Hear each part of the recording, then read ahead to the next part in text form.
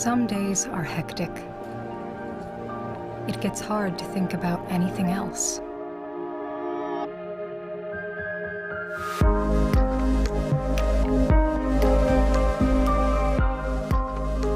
But by slowing down and taking time to look around,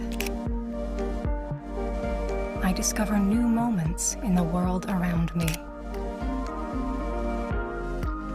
The atmosphere, the light, the colors, taking in every last sensation, making them something to remember, communicating it all with the flick of a dial.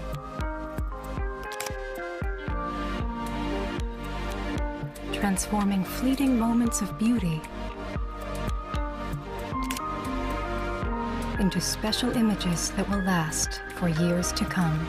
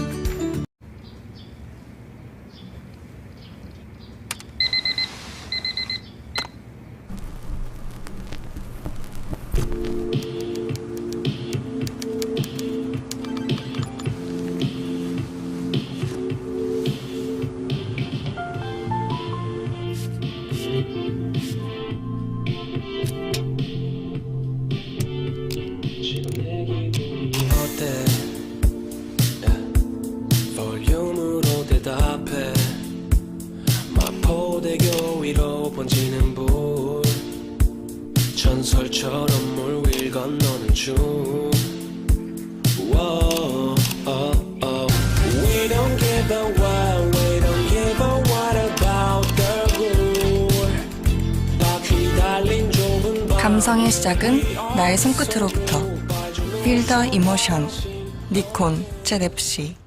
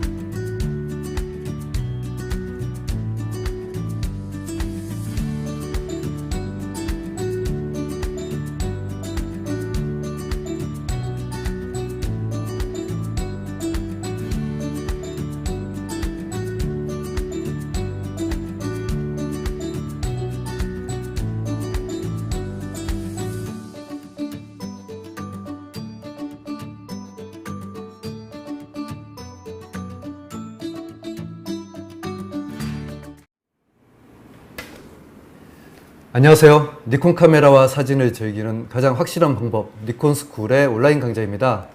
오늘 강의를 맡게 된 엘란 비탈 박승욱 작가입니다. 반갑습니다.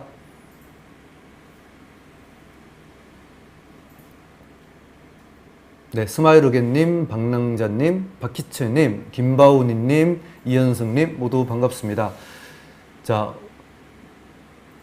대부분이 이미 내용을 많이 알고 계신 분들이 많이 오시는 것 같아요. 하지만 또 각각 강의에서 뭔가 또 하나의 포인트는 또 생길 거예요. 여러분들 다 아신다고 하더라도 뭐 한 가지만 또 얻어가면 되는 거 아니겠습니까? 그래서 또 잘 봐주시고요. 또 강의 중간중간 질문 있으시면 질문 남겨주시면 제가 채팅창 보고 있으니까 바로 확인되는 대로 답변을 드릴 수도 있고, 그렇지 못하면 강의 후반부에 또 정리해서 설명드리도록 하겠습니다. 자, 우리 지난 시간에 이어서 오늘 니콘 카메라 기능 활용하기 두 번째 시간입니다. 근데 중요한 거는 제가 한 번 더 정리해 드리고, 오늘은 지난번에 다루지 않았던 니콘 미러리스 카메라 위주로 기능들에 대해서 좀 더 설명을 드리도록 하겠습니다. 네, 박명승님, 라이브 얼스님도 오셨네요. 네, 반갑습니다.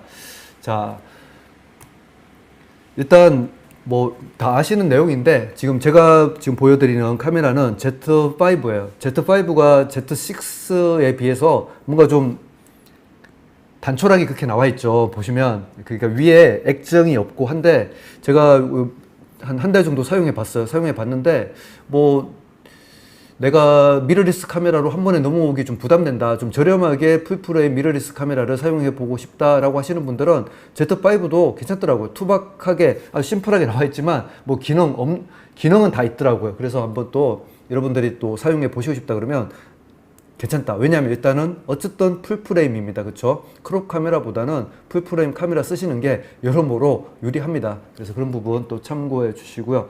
자, 어쨌든 오늘은, 자, 여러분들이 특히 이제 비가 많이 오잖아요. 예, 그래서 또 비 피해 없으신지 모르겠네요. 그렇죠? 피해 요번에 좀 역대급으로 비가 많이 와서 침수된 곳도 많은데, 니콘 스쿨 들으시는 분들은 모두 안전하시기를 그렇게 바라겠습니다. 네, 윤철선 님도 반갑습니다. 자, 그래서 오늘 어쨌든 비가 오는데 우리가 비 오는 날 사진을 찍기 위해서 사용해 볼 수 있는 모드, 그걸 먼저 한번 말씀을 드릴게요. 자, 지금 보면 여기 S 모드라는 거 있죠. 물론 사용하시는 분들은 많이 사용하시는데, 또 의외로 S 모드는 거의 사용하지 않는 분들도 많아요. 근데 우리가 특히 이제 비 오는 날이라든지 아니면 내가 시간을 표현하고 싶다라고 할 때 S 모드를 여러분들이 한번 적극적으로 사용해 보셨으면 좋겠어요. 자, S 모드로 여러분들이 할 수 있는 게 뭔가요?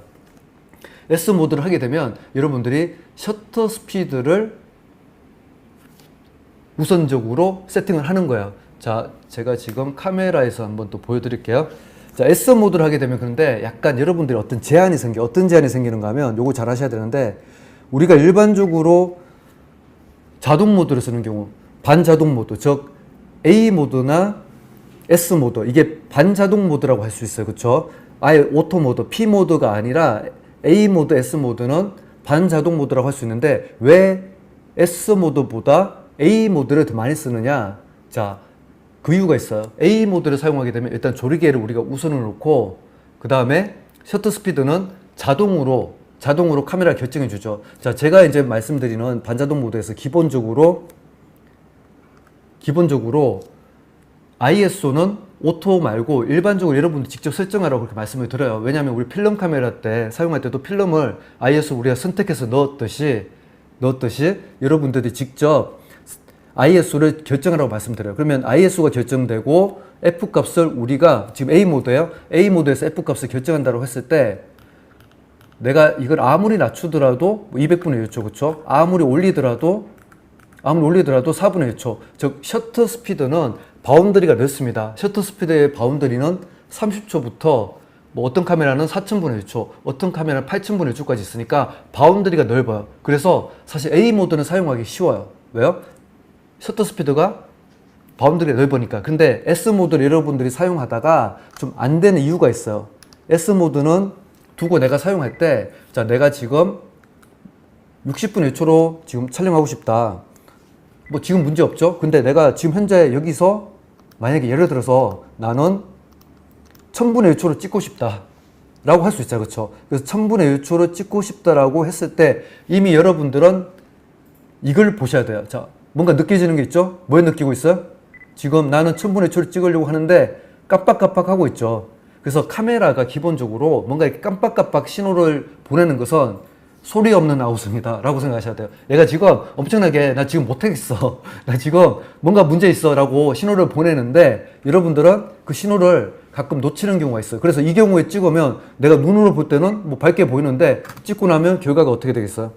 찍고 난 결과물은 이렇게 좀 어둡게 나올 수가 있는 거죠. 자, 그 이유가 이제 스마일어게님이 잘 하셨는데요. 라이브 오너스님도 말씀하셨고요. 결국 조리개가 지금 깜빡깜빡하고 있다는 거예요. 그러면 이걸 해결하는 방법이 뭐가 될까요?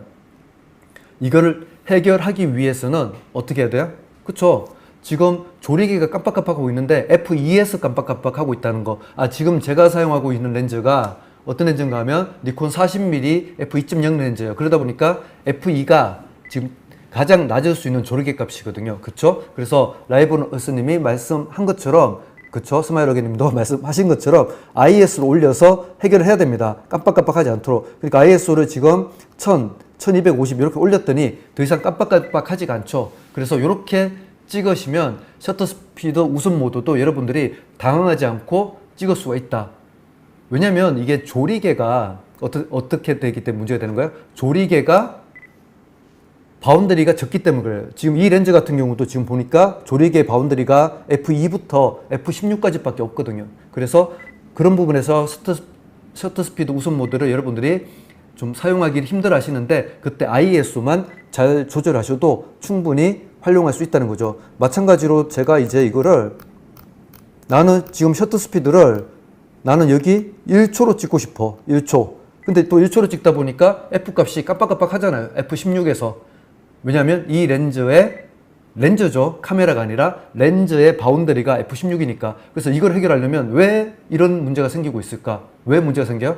빛이 지금 너무 많은 거예요. 그래서 빛을 줄이고 싶은 거죠.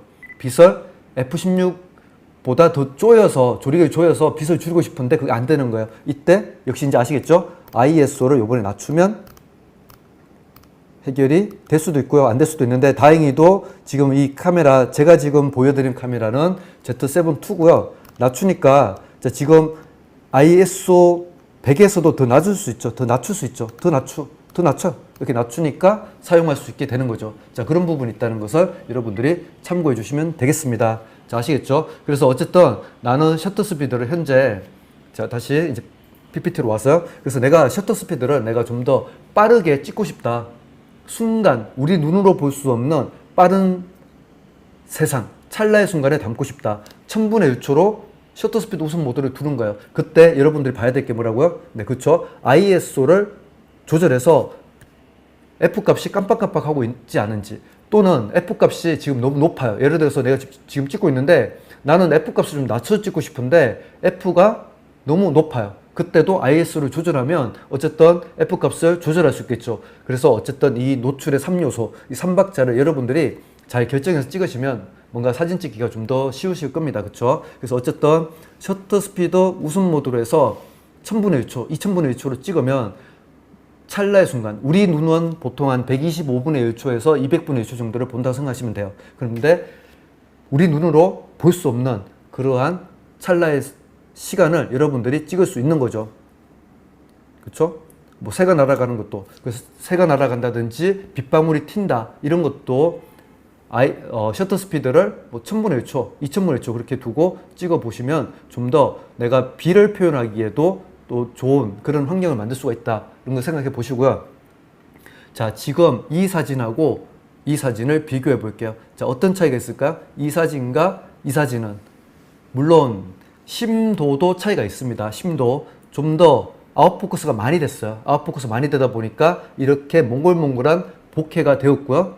자, 이 사진 같은 경우는 심도가 좀 더 깊어요. 이 사진보다 이 사진이 심도가 더 깊어요. 어떤 걸 보시면 되는가 하면 뒤에 기둥하고 나무의 모양을 봐도 혹시 훨씬 이 사진이 좀 더 아웃포커스가 많이 됐고요. 이 사진은 심도가 깊죠. 그래서 심도의 차이도 있지만 더 중요한 차이는 심도를 바꿈으로써 셔터 스피드를 바꾼 거예요. 그래서 셔터 스피드가 낮을 때는 좀 더 이렇게 몽골몽골한 느낌으로 나오게 되고요. 아니면 빗방울이라고 하더라도 이렇게 비가 내리더라도 비가 짧게 표현될 거고 비를 좀 더 길게 표현하고 싶다라고 하면 어떻게 하면 되죠? 그쵸? 셔터 스피드를 느리게 하면 됩니다. 물론 여러분들이 비를 찍으려고 많이 노력을 하셨을 건데 빗방울 같은 경우에 비의 속도하고도 차이가 있습니다. 빗방울의 속도. 그래서 보통은 제가 말씀드린 건 60분의 1초면 웬만하면 빗방울이 그래도 길게 표현이 된다고 말씀을 드리는데 그게 좀 길이를 나는 좀 더 길게 하고 싶다. 그러면 뭐 30분의 1초를 사용할 수도 있고요. 뭐 이렇게 길 필요는 없고 좀 짧아도 좋다라고 하시는 분들은 뭐 125분의 1초로 촬영해도 된다. 중요한 건 뭐예요? 어쨌든 중요한 것은 셔터 스피드가 단지 시간을 담는다는 개념보다 빗줄기 길이, 이 길이를 표현할 수 있는 그 길이를 결정하는 되게 중요한 요소가 된다. 이 부분도 우리가 참고해 볼 수 있다는 거죠. 자, 지금 500분의 1초로 촬영한 빗방울이에요. 플래시도 터뜨렸는데 사실 플래시는 내가 정확한 어유도가 없으면 굳이 터뜨리지 않아도 돼요. 근데 이제 비 오는 날 또 플래시 터뜨려서 촬영해 보시는 분들이 많더라고요. 어쨌든 빗방울에 플래시가 터뜨려지면 빗방울이 반사돼서 좀 더 하얗게 나오는 부분이 생기는 것은 맞습니다. 근데 중요한 게 있죠. 우리가 플래시는 엄청 빠르기 때문에 긴 빗줄기가 플래시에 온전하게 내가 예를 들어서 60분의 1초로 찍어서 빗줄기 길게 표현한다고 하더라도 플래시를 터뜨리는 순간 그 플래시에 받는 그 물방울은 60분의 1초가 안 돼요. 되게 짧게 나올 수밖에 없다는 점. 플래시 강의 들으신 분들도 아실 거고 제가 무슨 말을 하는지 아시겠죠? 플래시는 어쨌든 섬광이에요. 섬광이라서 아무리 긴 빗줄기도 내가 30분의 1초를 찍는다고 하더라도 플래시의 빛만으로 30분의 1초의 그 물줄기를 플래시의 힘으로는 촬영할 수가 없는 거예요. 그래서 다른 기술적인 요인을 여러분들이 생각해야 되겠죠. 자, 그 첫 번째 기술적인 요인은 뭔가 하면 사진은 대비입니다. 대비. 그러다 보니까 빗방울은 밝은 색이잖아요. 그렇죠? 그러면 어떻게 해야 되겠어? 밝은 배경으로 대고 사진을 찍어봤자 빗방울이 표현이 될까요? 안 되겠죠. 근데 비가 오는 날 대부분이 주변이 회색이 많을 거예요. 하늘도 회색이고 주변의 건물도 회색이에요. 그러다 보니까 비가 많이 온다고 하더라도 사진을 찍어봤자 빗방울이 제대로 표현이 되지 않는 거예요. 빗줄기도 마찬가지고요. 자, 그런 경우에 여러분들은 어두운 색 배경을 선택하면 됩니다. 주변에 어두운 배경이 없다라고 하면 녹색, 여름의 녹색은 상당히 짙은 녹색이라서 어두운 색상 계열에 속합니다. 그러니까 녹색을 배경으로 하면 충분히 여러분들이 어느 정도의 빗줄기를 찍을 수가 있어요. 근데 또 한 가지 포인트가 있어요. 자, 제가 지금 이 사진을 잘 보시면 초점을 어디 맞췄을까요? 초점을 뒤에 벽에 맞추지 않았어요. 만약에 내가 초점을 뒤에 벽에 맞추면 또 빗방울이 제대로 표현이 되지 않습니다. 그래서 오히려 이런 경우에 여러분들 뭐 렌즈에서 조절을 하셔도 되고 카메라에서 MF로 두는 거예요. 이게 M모드하고 달라요. 아시죠? 우리가 위에 다이얼에 있는 M모드를 말씀하시는 게 아니라 그 M모드는 노출을 결정하는 M모드고요. 초점, 매뉴얼 포커스라고 하죠. 그 MF를 이용하셔서 포커스를 어디에 맞춰요? 벽에 맞추는 게 아니라 좀 더 앞쪽에 비가 내리는 곳에 맞춰야지 비가 좀 더 잘 표현이 될 수 있다는 점, 이런 것도 여러분들이 참고를 해주시면 좋겠습니다. 아시겠죠? 지금 제가 사용하고 있는 40mm 니콘 40mm f2.0 렌즈는 렌즈에 없어요. MF로 바꾸는 게. 그래서 카메라에서 바꾸시면 되고요. 카메라에서 바꾸는 거 알고 계신가요? 자, 내 렌즈에 지금 없어요. 그러면 카메라에서 일단 기본적으로 지난번에 말씀드렸듯이 카메라에 I 버튼 있죠? I 버튼을 눌러요. 그럼 바로 이게 나오죠. I 버튼 누른 상태에서 여기 AFS 초점 모드 있잖아요. 요거를 선택해서 어떻게 가요? 여기 수동 초점 MF로 바꾸는 거예요. 그럼 이제 MF에서는 어떤 일이 벌어지는가 하면 삐빅 소리가 안 날 거예요. 삐빅 소리가 왜 안 나지? 고장난 게 아니라 지금 사용자의 의지에 따라서 초점을 결정하겠다는 거예요. 그러면 나의 의지는 뭐냐? 나는 앞에 있는 뭘 움직여요? 여기 앞에 있는 초점 링을 움직이는 거죠. 초점 링 보면 요게 접사 가까운 데 초점 맞추는 거고요. 이렇게 멀리 이렇게 하게 되면 보이죠? 화면에서 잘 보여. 그렇죠? 미러리스는 특히 이런 것도 잘 보여. 그래서 무한대 초점 맞추는 거고 이렇게 내가 조절할 수 있다고요. 근데 비가 오는 날은 무한대 쪽이 아니라 오히려 요 정도가 지금 초점 맞는 거죠. 지금 보면 강아지 초점 맞는데 이것보다 좀 더 앞쪽으로 맞춰가지고 이렇게 앞쪽으로 맞추는 거예요. 그래야지 앞에 내리는 비가 표현이 되는 거예요. 멀리 있는 비를 표현하는 것보다 앞에 있는 비를 표현해야지 빗줄기가 이렇게 나오게 되는 겁니다. 아시겠죠? 자, 그래서 아까 보여드렸던 이미지가 500분의 1초로 촬영한 이미지고, 그리고 빗줄기가 되게 짧게 보이죠? 이거를 제가 200분의 1초로 했어요. 200분의 1초로 했더니 비가 조금은 더 길어졌네요. 그렇죠? 조금 더 길어졌어요. 그리고 125분의 1초로 했더니 비가 좀 더 길어졌어요. 근데 잘 보면 뭔가 물방울 같은 게 몽골몽골하게 보이는 게 있죠? 이게 바로 플래시 때문에 그런 거예요. 플래시에 반사돼서 물방울이 마치 어떻게 보면 눈이 내리는 것처럼 그렇게 볼 수가 있는 거예요. 그렇죠? 그래서 플래시의 사용이 완전한 정답이 될 수 없다는 걸 제가 보여드리기 위해서 이 예시를 보여드린 거고요. 그래서 오히려 플래시 사용하시는 것보다 그냥 플래시 없이 사용하셔도, 자, 지금 플래시 없이 125분의 1초로 찍었더니 어느 정도 이제 빗줄기가 표현이 되죠. 뒷 배경만 어둡게 하고 셔터 스피드만 조절하시면 빗줄기는 충분히 표현할 수 있다. 그리고 사실은 빗줄기는 주간보다는 야간에 찍으시는 게 좀 더 표현이 쉬워요. 제가 예전에 이제 눈 사진도 보여드렸는데 눈을 주간에 표현하면 눈 표현이 잘 안 돼요. 그래서 눈은 그런데 이제 플래시 써서 몽골몽골한 느낌으로 표현하는데 오히려 매직아웃, 비 오는 날일수록 매직아웃을 여러분들이 더 잘 활용하시면 좋습니다. 적당히 어두운데 그래도 좀 파란 느낌이 하늘에서 나는 경우가 많거든요. 그래서 그러한 야간에 완전히 깜깜하게 되면 너무 이제 ISO가 올라가서 그렇고요. 어둑어둑해지는 시점. 근데 제가 이제 예전에 매직아웃 말씀드릴 때 맑은 날은 일몰 시간을 기준으로, 일몰 시간이 내가 눈으로 봤을 때 해가 떨어지는 시간이 아니라 네이버나 뭐 구글에서 검색했을 때 일몰 시간 검색했을 때 해수면 기준의 일몰 시간이 나옵니다. 그렇죠? 그래서 예를 들어서 7시 50분이 일몰이다 그러면 8시 10분, 약 20분쯤 뒤에 매직아웃 때 찍으면 좀 더 이제 파란 느낌의 아주 분위기 좋은 야경 사진을 찍을 수 있잖아요. 그렇죠? 근데 비 오는 날은 생각보다 그게 더 빨라요. 그래서 오히려 비 오는 날은 아예 그냥 해 지는 시간 맞춰서 그때부터 찍으시면 제 경험상 해 지는 시간 있잖아요. 해수면 기준으로 해 지는 시간부터 찍으시면 생각보다 좀 파란 느낌의 그런 느낌의 사진을 찍을 수 있습니다. 자, 비 오는 날 이제 사진 카메라 보호, 이게 이제 정말 문제죠. 그렇죠? 그래서 뭐 어떤 분들은 레인 커버를 씌워서 사진 찍기도 하는데 그게 막상 찍어 보시면 아시겠지만 생각보다 쉽지 않아요. 그리고 이 렌즈 앞에 물방울이 묻는 경우가 생각보다 많습니다. 그래서 사실은 비 오는 날 사진 찍으실 때는 내가 평소에는 후드를 사용하지 않더라도 후드를 사용하시는 게 좋고요. 때때로 저는 우리가 표준줌 렌즈 같은 경우에 후드는 어때요? 이렇게 꽃받침 어차피 꽃 모양이잖아요. 그러다 보니까 비가 좀 더 렌즈에 들이닥칠 수 있는 그런 가능성이 좀 많아요. 그때 저는 오히려 가끔은 그 망원 렌즈 후드 있죠? 망원 렌즈 후드를 오히려 표준에 끼워요. 그러면 당연히 뭐가 안 되겠어요? 뭐가 안 되는가 하면 광각으로 하게 되면 후드가 사진에 나와서 주변이 이렇게 어둡게 돼요. 그렇죠? 네. 뭐 흔히 또 개밥그릇 후드라고 하기도 하는데 그걸 사용해서 어쨌든 그러면 내가 표준줌을 쓰더라도 너무 광각으로 찍지 않고 한 뭐 50 이 정도 사용하면 또 얼추 나오는 경우가 많거든요. 무슨 말인지 알겠죠? 그렇게 하시면 되고 니콘 카메라 방진방적 정말 우수하고요. 그 생활방수라고 해요. 보통 카메라가 생활방수예요. 그러니까 침수에 대한 방수가 아니라 물에 들어 수중으로 찍으면 안 되고 생활방수라고 하는데 제가 얼마 전에 제가 아는 어떤 지인이 물에 빠뜨렸대요. 사진 찍는다고 하다가 물에 빠뜨렸는데 얼른 이렇게 건져냈다고 그러더라고요.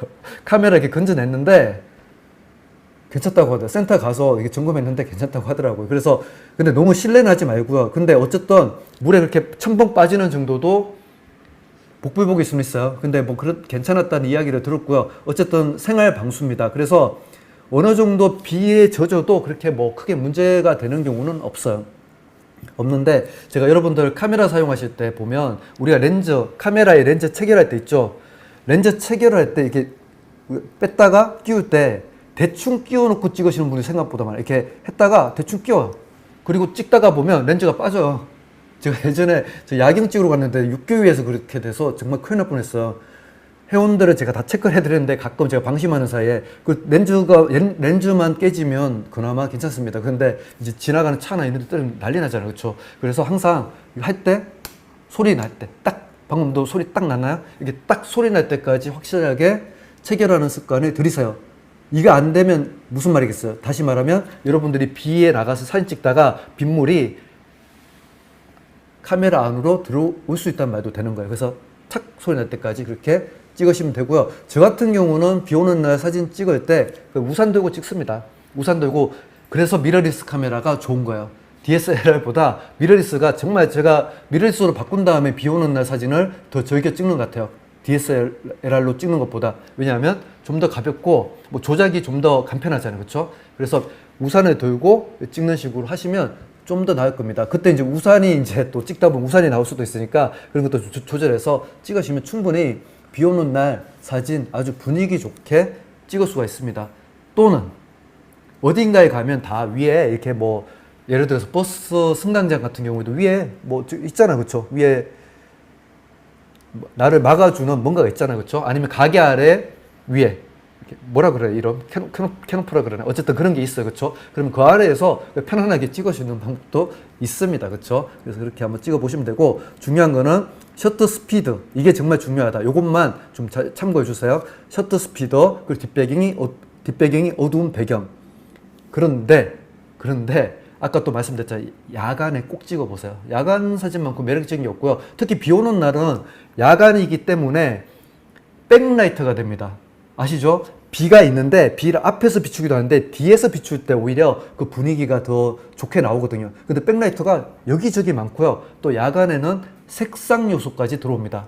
색상, 노란색, 빨간색, 파란색 다양한 색상들이 있기 때문에 그 색들과 함께 비가 오는 느낌이 정말 환상적으로 담길 거예요. 근데 제가 이따가도 설명드리겠는데, 그렇다고 하더라도 비가 막 정말 억수같이 쏟아지지 않으면 생각보다 비가 잘 표현되지 않는 경우도 많아요. 자, 그런 경우는 어쨌든 찍어요. 근데 좀 부족한 비를 좀 더 합성을 해서 또 그렇게 하는 경우도 있고요. 대부분 제가 봤을 때 인스타그램에서 좋아요가 많은 사진들 있죠. 대부분 좀 비를 어느 정도 합성을 해요. 근데 그러면 굳이 뭐 비 오는 날 사진을 찍느냐, 비가 안 오는 날 찍고 뭐 비 합성하면 되지 않겠냐, 이렇게 또 말씀하시는데 아니에요. 리얼리티가 다릅니다. 촉촉한 어떤 그 질감, 그리고 바닥에서 튀는 빗방울들, 이게 표현이 같이 돼야 되거든요. 그리고 어느 정도의 빗방울이 있는데 리얼리티에 약간의 더 환상, 판타지를 더하는 거죠. 빗줄기 오버레이를 통해서 판타지를 더할 수 있습니다. 요건 제가 다음 시간에, 우리가 이번 주는 여러분들 느끼셨는지 모르겠지만 제가 보통 목요일 이렇게 했는데 이번 주는 화요일 목요일이죠. 그래서 이번 주 목요일에 포토샵 강좌가 있는데 아마 관심이 있는 분들이 있으실 것 같아서 이번 주 목요일에 이제 비 합성하는 내용도 제가 포토샵 강좌니까 한번 소개를 해드리도록 할게요. 오늘은 촬영에 대한 이야기를 주로 설명을 드리고요. 자, 그래서 이 사진 같은 경우는 125분의 1초로 찍었는데 플래시를 발광했고요. 80분의 1초로 찍고 플래시까지 발광했어요. 그러니까 이게 두 가지가 복합돼서 나오는 거예요. 플래시를 발광하면 순간적인 섬광에 의해서 좀 더 몽골몽골한 느낌으로 비가 나올 거고, 그리고 80분의 1초 때문에 빗줄기가 좀 길게 시간으로 표현되고, 그래서 이제 이런 느낌의 이미지를 촬영할 수 있죠. 완전히 튀고 물방울 튀고 난리 났죠. 그렇죠? 그래서 그렇게 할 수 있고, 이건 2000분의 1초로 찰나를 찍으니까 빗줄기가 부서지듯이 몽골몽골한 느낌으로 그렇게 표현되기도 했다. 그렇죠? 이건 또 125분의 1초니까 좀 더 길게 표현되고 왕관 모양으로 뭔가 모양이 나온다. 그쵸? 이제 이런 것들을 여러분들이 셔터 스피드를 가지고 이렇게 할 수 있구나 라는 것을 한번 또 참고해 주시면 좋겠습니다. 자, 이거는 지금 여러분들께서 비 오는 날 잘 참고해 보시면 지금도 아시겠죠? 비가 오는데 여기 색이 어두워요. 녹색 계통이 어두운 부분에서는 이것도 60분의 1초 정도로 제가 찍었어요. 그랬더니 빗줄기가 좀 길게 보이고, 근데 어때요? 밝은 색 부분에 보니까 이쪽은 빗줄기가 표현이 안 되죠. 그래서 이 부분을 여러분들이 잘 생각하고 사진 찍으시면 충분히 그냥 뭐 포토샵 보정 없이도 사진을 찍을 수가 있다. 그렇죠? 이것도 마찬가지고요. 네. 어쨌든 뒷배경이 어둡고 그리고 색상 요소들을 좀 많이 활용하세요. 무채색이 있는 배경을 선택하는 것보다 지금도 보세요. 무채색이 아니라 색상 있잖아요. 빨간 우산도 있고 그리고 여기도 보면 전반적으로 색상 요소들이 좀 있으니까 사진이 나온 것 같아요. 그렇죠? 근데 자, 이 사진은 다큐가 아니에요. 이렇게 주간에 빗줄기를 이렇게 찍는다는 것은 사실 어려워요. 그리고 아까 제가 말씀드렸잖아요. 빗줄기를 표현하기 위해서는 어떻게 해야 된다고 했어요? 앞에 초점 맞춰야 된다고 했잖아요. 뒤에 초점 맞추면 앞에 있는 비에는 초점이 맞지 않기 때문에 비가 이렇게 표현될 수가 없어요. 그럼 여러분들이 선택할 수 있는 요소 중에 하나는 뭔가 하면 앞에 초점 맞춰서 하나 찍고 또 뒤에 초점 맞춰서 하나 찍고 합치는 건데 그것도 좀 애매하게 되는 경우가 있어요. 왜냐하면 내가 앞에 초점 맞춰서 사진 찍었어요. B가 표현됐겠죠? 근데 D가 아웃포커스가 되잖아요. 그러니까 이게 현실적으로 생각보다 찍기가 힘들어요. 아무리 내가 심도를 깊게 F16으로 찍더라도 근데 심도를 깊게 찍을수록 좀 유리하긴 합니다. 그러니까 비 오는 날 심도를 얇게 찍는 게 아니라 깊게 찍어요. 자, 무슨 말인가 하면 F 값을 낮춰서 찍는 게 아니라 F2, F2008로 찍는 게 아니라 F11, F16 이렇게 심도를 더 깊게 찍는다고요. 그러면 B가 더 잘 표현될 가능성이 있는데 사실 이렇게 하기는 좀 힘들다는 거예요. 그래서 이런 경우는 이제 우리가 다큐에다가 다큐긴 해요. 보면 아래쪽에 물방울이 지금 향원정이 있는 연못에 물방울이 튀고 있잖아요. 그렇죠? 보이죠? 물방울이 튀고 있는데 거기다가 좀 더 판타지를 더했다. 이렇게 생각해 주시면 되겠다는 거죠. 네, 현희 분님도 반갑습니다. 자, 그래서 지금 보시면 이제 왼쪽 사진 같은 경우가 이제 다큐 쪽이에요. 그쵸? 빗방울이, 요것도 이제 매직아웃 때 제가 딱 찍었어요. 그러니까 우산을 들고 찍었고, 비 오는 날은 근데 2470이 제일 무난하더라고. 어쨌든 좀 화각이나 이런 부분도 자유롭고, 그래서 2470으로 찍었고, 뭐 800분의 6초. 물론 이제 셔터 스피드는 요게 아마 제가 2장을 찍었는가 그럴 거예요. 이게 정확한 표기는 아닌 것 같아요. 400분의 6초는. 어쨌든 찍었는데, 빗방울이 좀 적잖아요. 그렇죠? 그래서 여기다가 또 판타지를 더해서 더 많이 비가 있는 것처럼 그렇게 하는 방법이 있다. 그래서 이렇게 합성하는 방법에 대해서는 제가 목요일에 알려드릴 건데 어쨌든 매직아웃의 느낌도 어느 정도 살아있는 요 야간에 찍는 그리고 색상 요소가 있잖아요. 그렇죠? 색상 요소, 조명이 있고 한 요소에서 사진 찍으면 충분히 분위기 있는 비사진을 찍을 수가 있다는 겁니다. 자, 아시겠죠? 이렇게 봐주시면 되겠고요. 자, 또 하나 여러분들이 셔터 스피드 우선 모드에서 해볼 수 있는 것 중에 하나가 셔터 스피드를 10분의 1초로 두는 거예요. 자, 10분의 1초로 둔 상태에서 자, 이렇게 아까 제가 가지고 있는 여기 렌즈 40mm 단렌즈는 할 수가 없고요. 표준 줌 렌즈라 그러면 10분의 1초로 두고 촬영을 하면서 줌을 움직이는 거예요. 줌을 움직인다는 게 무슨 말인지 알죠? 2470이면 24에서 뭐 70mm 완전히 다 안 가도 돼요. 처음부터 끝까지 다 갈 필요 없고 2470 그 와중에 이거를 줌을 돌리면서 찰칵찰칵 찍는 거예요. 여러 장 찍으셔도 돼요. 아니면 연사 두고 그냥 돌리면 찍으세요. 그러면 어쨌든 이런 느낌으로 줌밍샷이라는 것을 할 수가 있습니다. 자, 몇 초요? 10분의 1초 정도 두시면 아주 쉽게 촬영을 할 수 있어요. 또 10분의 1초로 둔 상태에서 카메라를 위아래로 움직이면서 이렇게 아니면 이렇게 움직이면서 아니면 회전하면서 이렇게 찍을 수가 있어요. 그러면 10분의 1초라는 시간도 사진에서는 꽤 긴 시간이거든요. 그러면 10분의 1초 동안 나는 그림을 그릴 수 있다는 거예요. 빗으로. 내가 보는 빛과 색으로 그림을 그릴 수가 있는 거예요. 그래서 이렇게 찍는 틸팅 샷이라는 것도 있죠. 틸팅 샷. 10분의 1초로 두고, 그러니까 아까 10분의 1초로 두고 줌을 움직이면 줌밍 샷이 되는 거고, 10분의 1초로 두고 카메라를 위아래로 움직이면 틸팅 샷이 되는 겁니다. 비 오는 날 이런 틸팅 샷 같은 것을 좀 수채화적으로 표현해 봐도 아주 좋습니다. 그렇죠? 네, 이호연 님도 반갑습니다. 네, 틸팅 샷. 그리고 패닝 샷. 패닝 샷은 뭐예요? 10분의 1초로 두고, 자, 이건 어떻게 찍는가 하면 아까 셔터 스피드 우선 모드 10분의 1초로 두고 똑같은 속도로 내가 따라가야 돼요. 자, 앞에 자전거가 지나갑니다. 셔터를 누르면서 자전거와 똑같은 속도로 따라가는 거예요. 자, 제가 이거를 야외에서 실습을 합니다. 실습을 했을 때 잘 안 되시는 분들이 자, 뭔가 하면 자, 자전거가 저기서 와요. 그러니까 요 앞에서 왔다 갔다 하는 게 아니라 저기서 오는데 저기서부터 잡고 이렇게 오는 거예요. 저기서부터 잡고. 그러니까 대부분 실패를 하시더라고요. 자, 내 바운더리 이거를 너무 넓게 보고 저기서부터 오니까 벌써 당황해서 먼저 찍고 있는 거죠. 그게 아니라 한 이 정도. 이 정도라는 게 되게 애매한 말이죠. 그렇죠? 이 정도가 도대체 얼마야? 근데 어쨌든 내 시선의 범위, 시야의 범위, 너무 넓은 시야의 범위가 아니라 요 정도 뭐 45도 정도 되는 시야의 범위에 들어온 순간부터 이렇게 거의 앞쪽에서만 움직이면 지금까지 패닝샷 실패를 많이 하셨던 분들이 아마 될 거예요. 그런데 이제 속도에 따라 좀 차이가 있어요. 자전거 같은 경우는 보통 한 10분의 1초 정도가 적당하던데 이제 여러분들이 하시면서 내가 얼마나 속도를 잘 따라갈 수 있는지를 좀 확인해 보시고요. 어떤 경우 좀 이게 빠르고 뭐 자동차라든지 좀 빠른 대상들은 뭐 20분의 1초, 30분의 1초에서도 패닝샷이 나오더라고요. 근데 제 기준은 10분의 1초입니다. 10분의 1초에서 잘 안 되면 뭐 20분의 1초도 해보시고 30분의 1초도 해보는데 어쨌든 중요한 건 뭐라고요? 너무 멀리서부터 패닝을 하려고 하지 마시고 내 눈앞에 있는 어느 정도 내 45도 정도 시야에 들어온 그 순간부터 해서 패닝샷 똑같이 따라가야 돼요. 내가 찍는 대상하고 똑같이 속도를 따라가야 돼요. 그러면 아마 할만할 거예요. 아시겠죠? 그렇게 한번 꼭 또 패닝샷도 해보시길 바라겠습니다. 네, 저스티나 님도 반갑습니다.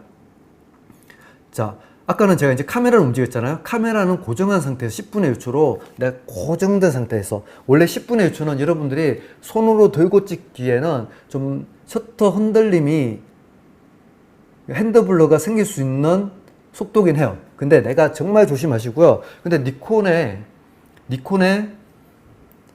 손떨림 방지, 그쵸? 이게 되게 강해요. 바디의 손떨림 방지가 강해서 10분의 1초로 두고 손떨림 방지 켜야 되겠죠? 켠 상태에서 안정적으로 찍으시면 되더라고요. 됩니다. 자, 보세요. 걸어가는 사람의 속도, 강아지 속도, 이게 이제 궁금하다고 하시는데, 속도는 다 달라요. 강아지 속도도 다르고, 걸어가는 사람의 속도도 다른데, 중요한 게 뭔지 아세요? 자전거의 속도, 걸어가는 사람의 속도가 중요한 게 아니고요. 뭐가 중요한가 하면, 그 거리예요. 예를 들어서 내 눈앞에서 1m 상황에서 걸어가는 속도하고 카메라에 보이는 속도와 한 10m 뒤에서 걸어가는 속도가 같이 이 사람의 걷는 속도가 같다고 하더라도 카메라에는 다르게 나옵니다. 카메라 입장에서는 멀리 있을수록 더 천천히 움직이는 것처럼 보이게 돼요. 이게 중요한 거예요. 그래서 가까이 있을 때는 내가 좀 더 셔터 스피드를 고려할 때 가까이 있는 건 좀 더 빨리 간다고 생각하셔야 되고 뒤에 있는 건 좀 더 느리게 간다라고 생각하시면 됩니다. 그래서 우리의 카메라의 장점 뭐예요? 예전에 이제 필름 때는 그게 안 돼요. 그렇죠? 찍고 리뷰가 안 돼요. 그러다 보니까 사진학 개론, 바바라 런던의 사진학 개론을 제일 많이 보잖아요. 그렇죠? 그 사진학 개론 책에 보면 나와요. 제가 예전에는 이제 그 자료를 올려드렸는데 지금은 굳이 안 올려드려요. 왜냐하면 여러분들 그거 생각해서 찍으시겠어요? 그렇죠? 나오긴 나옵니다. 사진학교를 한번 보세요. 그러면 나와요. 그러니까 뭐 거리 5m에서 시속 10m/s로 가는 사람은 뭐 내가 셔터 스피드 얼마로 두게 나옵니다. 근데 보통 이제 500분의 1초 정도를 저는 기준으로 말씀드리고 나옵니다. 그래서 그걸 보시면 되고요. 중요한 거는 거리에 따라서 다르기 때문에 디지털 카메라 장점을 살려서 찍고 리뷰해 보시고 뭔가 부족하면 거기서 조절해 보시면 된다는 거죠. 자, 어쨌든 제가 아까 말씀드린 건 10분의 1초로 찍으면 유리한 점에 대해서 말씀드린 거예요. 10분의 1초로 내가 고정해서 찍으면 삼각대 없이 찍는 경우에요. 삼각대 없이도 충분히 찍을 수 있습니다. 그러면 고정된 거는 고정되는데 움직이는 것들이 좀 이렇게 흔적이 남게 되죠. 지금도 움직이는 사람들은 뭔가 움직임이 표현돼요. 이게 또 저는 사진의 묘미라고 생각하거든요. 시간을 담는다는 묘미. 그래서 움직이는 사람들은 자치로 남고 고정된 사람들은 딱 박제가 되고, 자, 이런 식으로 10분의 1초 사진의 미학을 여러분들이 한번 느껴보셨으면 좋겠습니다. 자, 어쨌든 지금 모드 다이얼에서 S 모드 설명하는데 너무 많은 시간이 걸렸어요. 자, 그렇게 했고요. 이따가 오늘 사용자 설정 모드도 좀 말씀드리고 싶은데 조금 더 이따가 제가 말씀드릴게요. 지난번에 한 내용을 좀 복습해 드리려고 했는데 좀 빨리 넘어가겠습니다. 일단 지난번에 한 것 중에 1번 여기 보이는 게 뭐예요? 픽처 컨트롤이죠. 픽처 컨트롤을 통해서 우리가 사진에 뭘 바꿀 수 있다고요? 사진의 느낌을 이렇게 완전히 바꿀 수가 있다. 이게 원본이 이렇게 나오게, 필름처럼 나오게 만들 수 있다. 지난번 보신 분들은 아실 거고 오늘 오신 분들은 한번 바꿔보세요. 어디서? I 버튼 눌러서. 그냥 하시지 말고, 잠깐 빨리 보여드릴까요? 자, 그냥 하지 마시고, 자, 일단 A 모드로 바꿔놓을게요. 그냥 하지 마시고 I 버튼 눌러서 어디 들어가요? 여기 픽처 컨트롤 들어오는 거죠. 그래서 뭐 저 같은 경우에 가끔 이제 인물 사진 찍는 경우는 자 지금 이게 MF로 돼서 초점 안 맞죠? 다시 I 버튼 눌렀어요. 여기 MF를 다시 AFS로 둘게요. AFS로 두고 그리고 초점은 터치해서 맞추면 돼요. 그렇죠? 자 이렇게 터치해서 촬영이 되는 경우가 있어요. 그러면 지금 화면에서는 안 보이지만 여러분들 카메라 화면에서는 보일 거예요. 왼쪽에 보면 터치 모양의 아이콘이 보입니다. 자 그래서 이 아이콘을 눌러줘요.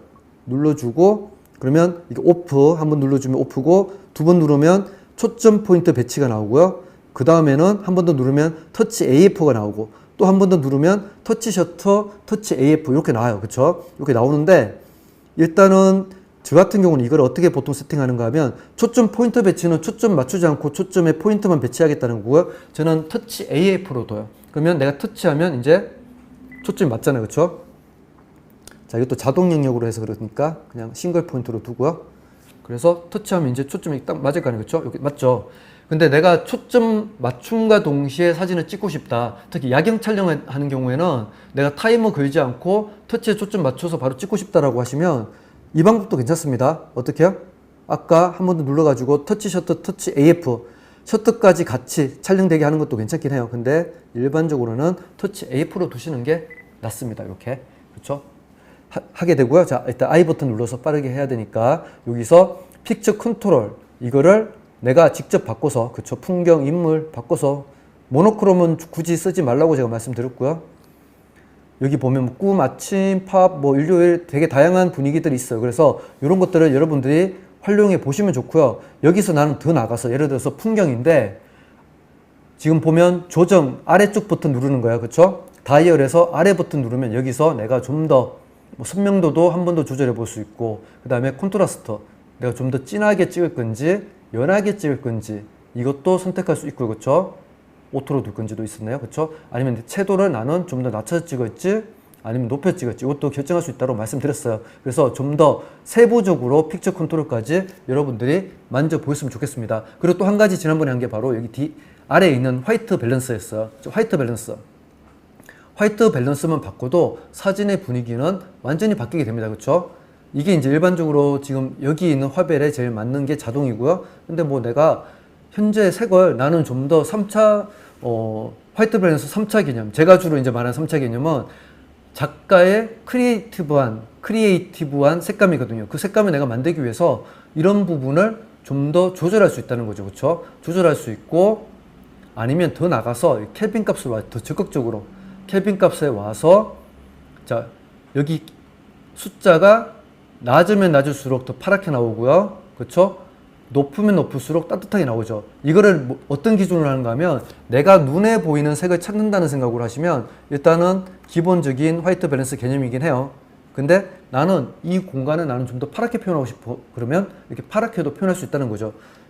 자, 못 보신 분들에서 조금 다시 천천히 너무 빨랐죠? 자, I 버튼 누른 상태에서 어디에 들어왔어요? 아까 픽처 컨트롤을 한번 만져줬고 그 다음에 그 아래에 있는 화이트 밸런스를 만져주는 거예요. 근데 화이트 밸런스에 와가지고 켈빈 값 들어가는 켈빈 값에 들어가면 내가 정말 원하는 대로 바꿀 수 있어요. 자, 켈빈 값 들어와서 아래 버튼 다이얼에서 아래 버튼 눌러주고요. 여기서 켈빈 값을 내가 맞추면 낮출수록 더 차가운 느낌, 올릴수록 더 따뜻한 느낌. 이게 7500이잖아요. 근데 나는 지금 차가운 느낌 2500 정도가 좋긴 한데 이건 또 너무 과한 것 같다 그러면 여기서 2500인데 다시 2600, 2700, 2800 이렇게 또 올라갈 수 있죠. 자, 그리고 이제 포토샵 고정을 해보신 분들 알겠지만 화이트 밸런스라는 것은 지금 보시는 것처럼 그러니까 오른쪽 가면 노란색, 왼쪽 가면 파란색 이게 기본적으로 화이트 밸런스 개념이긴 하지만 지금 봤더니 화이트 밸런스 개념보다는 색 온도의 개념이에요. 색 온도의 개념은 파랗고 노랗고 개념인데 지금 보니까 어때요? 파랗고 노랗고도 있지만 그 오른쪽에 봤더니 그린과 마젠타가 있죠. 이게 색조라는 개념입니다. 여러분들 포토샵 보정하면 위에 색 온도도 있지만 그 아래에 그린, 마젠타 서로 보색이에요. 이 보색인 색조가 관여하게 돼요. 그래서 나는 좀 더 마젠타 느낌을 내고 싶다. 또는 나는 좀 더 그린 느낌을 내고 싶다. 이렇게 또 조절할 수 있겠죠. 그런 식으로 할 수도 있고 내가 지금 찍는 이미지에서 그린이 좀 너무 많아가지고 난 그린을 빼고 싶다. 그린을 빼고 싶으면 보색인 마젠타를 넣어주면 그린이 빠집니다. 또 반대로 나는 마젠타를 빼고 싶다라고 하면 그린을 좀 더 첨가해주면 또 역시 어떻게 되나요? 빠지는 거죠. 뭐가 빠져? 네. 내가 원하지 않는 색이 빠지게 된다. 그래서 지금 내가 색감을 조절하는 두 가지 방법이 여기서 픽처 컨트롤을 통해서 색감을 조절할 수 있고, 그쵸? 여기서 내가 예를 들어서 꿈을 했더니 좀 갈색 느낌이 많이 나잖아요. 그쵸? 나는데 요거를 또 화이트 밸런스 와가지고 나는 여기서 또 갈색 느낌을 좀 줄이고 싶다. 이렇게 또 내가 마음대로 조절할 수 있는 거예요. 여기다가 나는 그린을 좀 더 넣어서 이런 느낌 만들고 싶다. 그러면 또 완전히 또 다른 느낌의 이미지를 내가 원본 자체 JPG 이미지로 바로 이렇게 또 촬영할 수 있게 되는 거죠. 분위기가 재밌죠, 그쵸? 그래서 색을 관여하는 두 가지 요소에 대해서 말씀드렸고요. 자, 또 한 가지가 있습니다. 자, 또 한 가지를 말씀드리기 위해서 제가 흰색 종이를 하나 꺼낼게요. 자, 흰색 종이를 지금 하나 꺼냈고요. 자, 화이트 밸런스를 맞추기 위해서 뭘 할 수 있는가 하면 지금 현재 이 공간도 보면 색이 조금은 섞여 있어요. 흰색, 백색 계통이 많긴 한데 노란색 계통도 섞여 있고, 그래서 이 공간의 색을 내가 제대로 화이트 밸런스를 잡고 싶다. 그럴 때 쓰는 게 바로 커스텀 화이트 밸런스라는 겁니다. 자, 그걸 어떻게 설정하느냐? 자, 어디에 오는가 하면요. 역시 I 버튼 누르고요. 여기 화이트 밸런스 들어와요. 그리고 여기 K 값 옆에 보니까 수동 프리셋이라는 게 있죠. 자, 수동 프리셋에서 아래 버튼 누릅니다. 여기 아래 버튼 눌러요. 그러면 이제 뭐 D1, D2, D3 이렇게 나와 있거든요. 그렇죠? 근데 뭐든 지금 여러분들이 아무것도 안 하셨으면 아무거나 선택하셔도 돼요. 저는 아까 D5로 선택해 놓은 게 있는데, 자, D5로 하죠. 뭐 D5로 하고요. D5 한 다음에 D5로 할게요. 자, D5로 했어. D5로 하고 어떻게 하는가 하면요. 잘 보세요. I 버튼 누르고 여기 지금 D5로 했더니 화이트 밸런스 자리에 프리셋, 이 프리가 프리셋이에요. 프리셋 5로 돼 있죠. 자, 이때 OK 버튼, 다이얼이 있고 중간 버튼을 길게 눌러줍니다. 길게 누르면, 조금 누르면 이렇게 바뀌어요. 뭔가를 측정한다 그러죠. 자, 어떻게 측정하느냐? 자, 지금 네모난 게 있어요. 네모난 거를 여기 흰색에 둬요. 흰색에 두고 OK 버튼 누릅니다. 지금 제가 A4 용지를 뒀잖아, 아까. A4 용지를 뒀고요. 다시 I 버튼 누르고 프리셋 5 나왔는데 이걸 길게 누른다고. 길게 눌렀더니 이렇게 바뀌었어요. OK 버튼 누를 거예요. OK 버튼 눌렀더니 사진이 찍혔죠. 데이터 수집을 완료했대요. 자, 그러면 이게 어떻게 되는가 하면 흰색을 흰색으로 표현하게 되는 거예요. 다시 화면을 좀 더 꽉 채워서 해볼게요.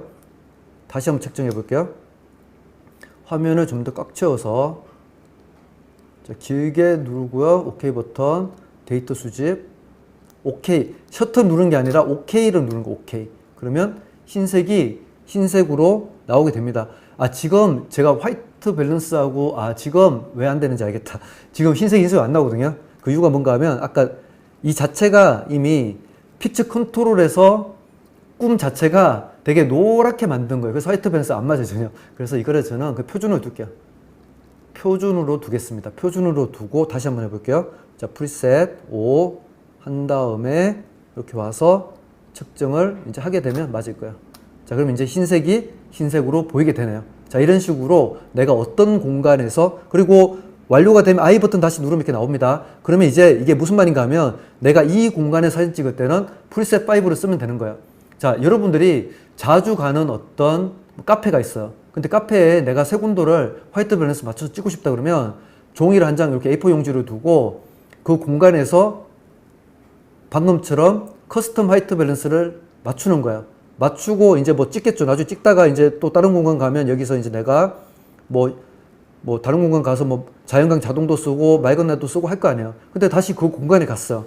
나 그 공간에 예전에 만들어 놓은 커스텀 화이트 밸런스가 있는데, 그러면 여기 가가지고 프리셋 5를 찾아주면 되는 거예요. 근데 내가 또 프리셋 1도 있고 2도 있고 그러면 나중에 여기서 찾으면 돼요.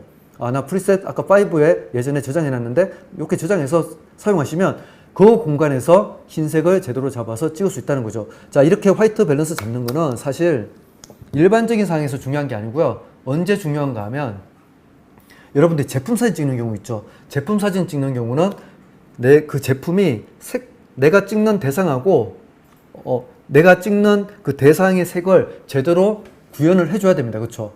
내가 빨간색 계통의 어떤 제품을 파는데 주황색으로 나와요. 그러면 어떻게 되겠어요?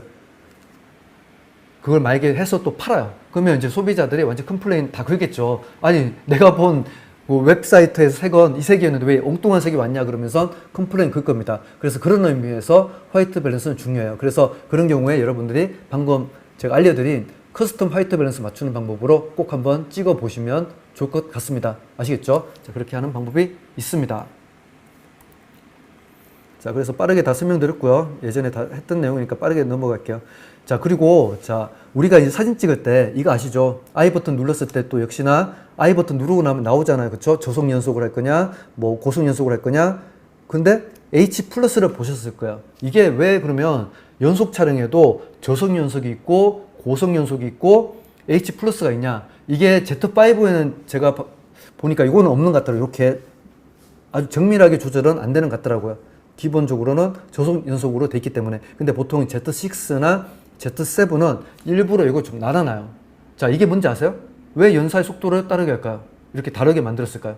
예를 들어서 내가 연사로 두고 누르고 있을 때 다다닥 찍히잖아요. 그쵸? 나는 1초에 막 10장씩 찍고 싶지 않은 경우도 있다고요. 분명히 뭔가 빠르게 움직이는 뭐 만약에 댄스가 이제 춤추는 거 내가 찍는데 순간순간 다 찍고 싶다 그러면 물론 초당 뭐 10연사 이렇게 할 수도 있겠지만 그렇게 뭐 빠르게 움직이는 대상도 아닌데 10연사를 할 필요가 없는 경우도 있거든요. 예를 들어서 앞에 모델이 천천히 움직이고 있는데 10연사를 할 필요가 없잖아요. 그런 경우는 저속 연속을 선택하셔도 되는 거죠. 이게 Z7 기준이에요. Z7, Z6 공통이네요. 저속 연속으로 하면 내가 지난번에 보여드렸나요? 보여드렸죠. 선택할 수 있어요. 저속으로 할 때 초당 3연사를 할지 4연사를 할지 5연사를 할지 결정할 수 있고요. 보통 고속 연속은 5.5프레임 정도가 된다 그러죠. 그리고 고속 연속을 하면 이게 기종에 따라 다를 거예요. 그렇죠? 다른데 지금 Z7-2 같은 경우는 10연사가 가능하고 연사를 했을 때 초당 10장 찍히는 거예요. Z6-2는 초당 14장이나 찍혀요. 자, 그런데 여러분들이 무조건 연사를 이렇게 많이 하는 게 좋지는 않다라고 말씀드렸어요. 특히 어떤 경우가 하면 실내에서 찍는 경우는 가급적 사용하지 않는 게 더 나을 수도 있습니다. 자, 이걸 사용하면 지금 이게 나오죠? 뭐라 그래요? 플리커 현상 감소가 적용되지 않는다 그러죠. 자, 여러분 플리커 현상이 뭔지 아시죠? 자, 플리커가 이 사진도 지금 보시면 살짝 플리커가 있는 거예요. 제가 이제 미러리스 카메라로 이 플리커 현상을 끄지 않고 이렇게 보면 이게 앞에서 검은색이 왔다 갔다 이렇게 위에서 아래로 왔다 갔다 이렇게 하고 있다. 그쵸? 본 적 있죠? 그리고 여러분들이 또 촬영을 했을 때도 이 줄이 이렇게 쳐져 있는 경험을 하신 적도 있을 거예요. 그쵸? 나는 깔끔하게 찍었는데 검은색 줄이 이렇게 살짝 쳐져 있는 거예요. 그게 플리커예요. 자, 플리커는 특히 전자식 셔터를 사용하는 경우에 더 많이 생깁니다. 그래서 일단 해결하는 방법은 전자식 셔터보다는 기계식 셔터를 사용하시는 게 플리커를 감소시킬 수 있고요. 그리고 셔터 스피드가 빠르게 사용하시는 것보다 60분의 1초, 30분의 1초 이렇게 저속으로 촬영할 때 플리커는 훨씬 더 덜 생기게 됩니다. 플리커라는 게 뭔지 아시죠? 깜빡깜빡깜빡 하는 거예요. 우리가 눈을 볼 때 지속광이다 보니까 이런 우리 형광등이나 이런 게 지속광이라고 생각해가지고 계속 비추고 있으니까 깜빡임이 없다고 생각하지만 실제적으로는 뭐 60Hz 그러면 1초에 60번 깜빡깜빡하고 있는 거예요. 그게 셔터가 이렇게 움직이다 보니까 나오는 거예요. 셔터의 막이 나오게 되는 거예요. 그걸 이제 우리가 플리커 현상이라고 하는데 뭐 이런 거를 우리가 이용해서 찍을 수도 있습니다. 자, 보세요. 가로에서는 뭔가 되게 어중간하게 나온 플리커가 세로로 찍으니까 세로 이렇게 흘러가거든요. 플리커가. 그러면 오히려 나는 적절하게 또 이 플리커의 이 어두운 부분을 사진에 넣어서 또 완성을 시킬 수도 있게 되더라고요. 자, 어쨌든 그런 식으로도 해볼 수가 있다. 이렇게 보통 이런 조명들이 되게 깜빡깜빡 많이 해요. 그래서 플리커를 잡을 수가 있고요. 그 플리커 현상을 잡는 메뉴가 있어요. 그 메뉴가 어디 있는가 하면, 자, 카메라에서 잠깐 보여드릴게요. 나온 김에. 자, 메뉴 버튼에 들어가는 거, 이거는. 메뉴 버튼에 들어가서 보면, 메뉴 버튼에 촬영, 사진 촬영, 그쵸? 카메라에 와요. 그쵸? 여기서 보시면 카메라에 오면 메뉴가 되게 많아요. 여기 보시면 이것저것 많은데 계속 내려가다 보면 여기에 있는 게 아니구나. 여기 있죠? 자꾸 찾으셔야 되겠죠? 좀 많아요. 그렇죠? 아까 그럼 어딘가 하면 거의 뭐 두 번째 페이지 정도 되네요. 지금 두 번째 페이지 정도에 보면 플리커 현상 감소 촬영이 있죠. 그래서 요거를 끄고 촬영하시면 플리커가 좀 더 많이 생길 수가 있고요. 플리커 현상 감소 촬영을 하면 플리커가 좀 적게 생겨요. 근데 이게 어떤 원리인가 하면 플리커가 있는 경우는 셔터가 사진이 안 찍히는 거예요. 그래서 여러분들이 나는 왜 10년사를 했는데 왜 12년사가 아니라 6장, 7장밖에 찍히지 않았을까? 그거는 연사를 하더라도 카메라가 봤을 때 플리커가 있다고 판단이 되면 사진이 찍히지 않는 거예요. 그래서 평소보다 요거 켜면 장수는 줄어들 수 있습니다. 대신에 플리커는 좀 더 제어가 된 상태에서 사진을 찍을 수 있게 되는 거예요. 플리커가 되게 다양하게 나오긴 해요. 뭐 가로선도 나오고 세로선도 나오긴 하는데 보통은 이게 셔터 때문에 생기는 거거든요. 사실은 셔터가 이 원리까지 설명드리기는 조금 힘들긴 한데 사실은 이게 셔터가 이렇게 열렸다 닫히는 게 아니라 선막과 후막이 있고 이게 선막과 후막이 같이 이렇게 그쵸? 같이 내려오잖아요. 같이 내려오다 보니까 셔터 스피드가 동조 속도를 넘어서 200분의 1초 이렇게 되면 이 같이 내려온다고요. 스캔하듯이. 이게 나오는 거예요. 이게 이제 사진이 나오는 거예요. 어쨌든 그래서 보통은 가로로 많이 나오니까 제가 아까 촬영한 거는 일부러 세로로 두고 찍어서 그 플리커도 사진 표현의 한 요소로 했다. 요 이야기를 말씀을 드린 거예요. 그렇죠? 근데 그게 나는 플리커가 싫다. 나는 플리커가 싫어요. 하시는 분들은 아까 방금 말씀드렸듯이 메뉴에서 플리커 현상 감소 촬영을 하시면 좀 더 도움이 되겠다라는 이야기를 말씀을 드리는 겁니다. 자, 지난번에 했던 거니까 빨리 넘어가는데 이거 넘어갈게요. 그래서 이것까지 다 설명드렸고요. 초점 모드도 설명드렸으니까 넘어갈게요. 지난번에 오셨던 분들이 대부분이라고 생각하고 넘어가고, 자, 어쨌든 우리의 관심은 사진을 촬영할 때 가장 문제가 되는 게 뭔가요? 문제가 되는 게 바로 우리의 눈으로 보는 거는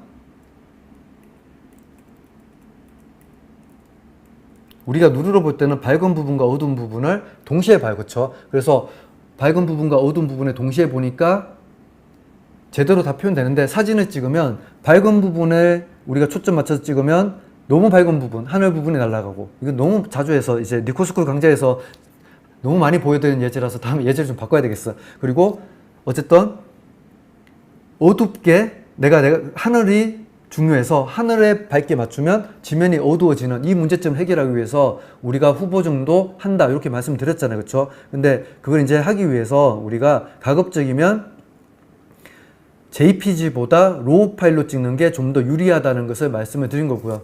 자, JPG보다 로우 파일로 촬영한 게 더 낫다는 게 이제 어떤 사항인가 하면 이런 사항이죠. 자, 지금 이 사진은 로우 파일이거든요. 로우 파일인데 이게 여기서 만약에 JPG로 찍게 되면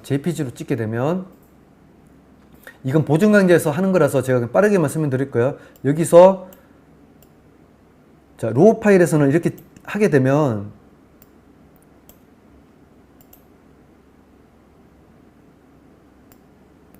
하늘 부분을 이렇게 많이 낮추더라도 여기에 디테일이 많이 살아나요. 여기 부분이 살아나는데 JPG로 찍으면 여기에 층이 생기게 됩니다.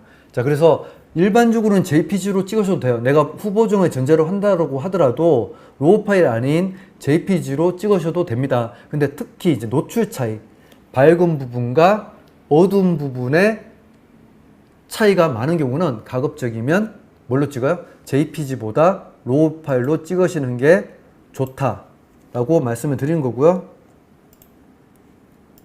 오늘 제가 앞부분에 셔터 스피드 때문에 설명을 너무 많이 드려가지고 뒷부분은 조금 빨리 해야 돼요. 빨리 해야 돼서. 자, 그래서 이제 어떤 경우는 여기 보시면 우리가 화질 선택하는 부분 있죠? 화질 선택할 때 이렇게 로우하고 JPG를 같이 섞어서 사용하는 거. 요거 촬영하셔도 된다고요. 내가 그냥 로우로만 촬영하겠다 그러면 그 로우로만 촬영하셔도 돼요. 그렇죠? 이게 오히려 더 좋은 방법일 수도 있는데 내가 메모리에 좀 용량이 충분하다고 하시는 분들은 이렇게 로우 JPG로 촬영하시는 것도 괜찮고, 저 같은 경우는 슬롯 1, 우리가 메모리 카드를 2개 넣을 수 있잖아요. 그래서 슬롯 1에는 저는 로우로 찍고 슬롯 2에는 JPG로 저장되게 그렇게 찍고 있어요. 그래서 어떤 경우는 JPG가 색감이 더 좋은 경우가 더 많거든요. 왜냐하면 니콘 자체에 오리지널한 색감이니까. 그래서 어떤 경우는 뭐 색이 더 마음에 드는 경우는 로우보다 JPG로 저는 작업을 또 많이 합니다. 그래서 그리고 보통 이제 아마 현업 웨딩 스냅 작가들 특히 이제 뭐 본식장 이런 데서 촬영하시는 분들은 JPG로 더 많이 찍어요. 로우는 부피의 부담도 있고 하기 때문에 JPG로 더 많이 찍고 대신 화이트 밸런스를 잘 맞춰서 찍겠죠. 그리고 그렇게 찍는 경우에는 노출 차이가 크지 않아요. 보통의 뭐 식장이라든지 뭐 그런 경우에는 행사장은 노출 차이가 크지 않아요. 그러니까 굳이 로우를 안 찍고 JPG로 찍기도 합니다. 그래서 그런 부분도 참고해 주시면 좋을 것 같아요.